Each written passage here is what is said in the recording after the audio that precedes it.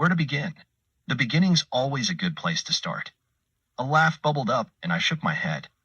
I'll start my story on that fateful day when the Suntarian took up residence under our roof. He arrived a week after my 13th birthday. The day was gray and overcast with a chill in the air. It was cool weather for the end of June. My mother believed in omens.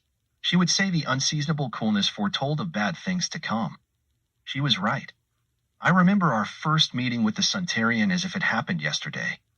Thick lavender clouds drifted across the bay towards New Providence. An icy wind blew in from the south and parted the clouds. I was bringing a trolley loaded with supplies back to the inn. Suddenly, he appeared overhead, like an apparition from a half-forgotten nightmare. He wore a large black hat with a wide brim, angled crosswise covering part of his face. Several ruby-red plumes stuck out from the side.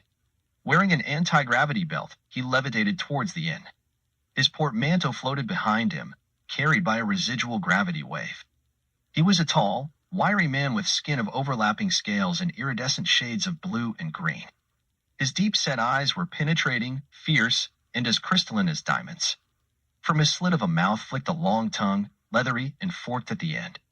The Suntarian had a jagged scar from a sonic whip across one cheek. It was deep and scarlet in color.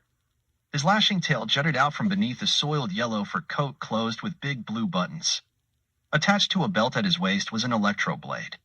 It was sheathed in a tarnished copper scabbard. His hands were rough and scarred with curved amber claws. The stranger peered from beneath his hat at the lane below.